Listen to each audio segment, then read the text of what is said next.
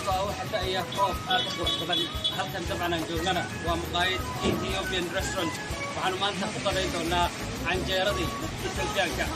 cuntada Ethiopianka runtii aad bay u macaan tahay laakiin hadda ka hor ma cunin hase yeeshee maanta ayaan brobaynaya ila soo raac canjeero qurux badan waa canjeeradii Ethiopianka Soomaalida xamadda galgo joogtaan maanta waxaan joognaa Addis Ababa thank you joogtaan si u baadi daawaysaan aad baad mahadsantihiin maanta runtii waxaan ku faraxsanahay inaan joogo maqaayad Ethiopian maqaayadan waxay ku taallaa magaalada Jidda gaar ahaana meel ku dhow wadada loo yaqaano Shara Fresh waxaa jooga halkan wadada Ethiopia ama great wonderful Ethiopia maanta waa canjeeradan magaalada Muqdisho Soomaaliya dabcan laga yaqaan laakiin aniga aad ugu faraxsanahay inaan cunayo hilibkan iyo canjeerada Soomaaliya meel baad joogtaan please welcome to Ethiopian restaurant.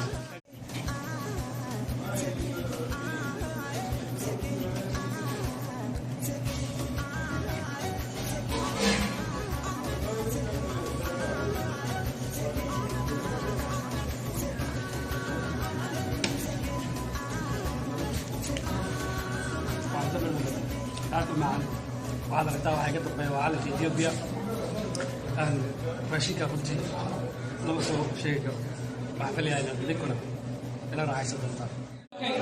sidaan idin sheegayba dabcan weli waxaan joognaa maqaayadda Ethiopianka ee aan maanta ka qadaynayay kan waa qaxwo wax igu cusub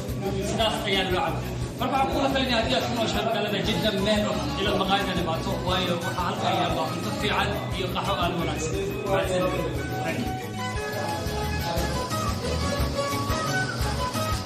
فيليا طبعا إن فيديو كاشي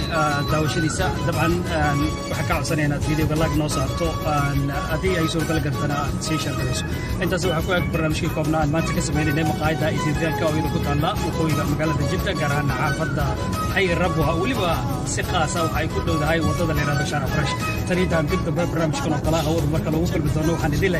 في أمان الله مع السلامة I love you goodbye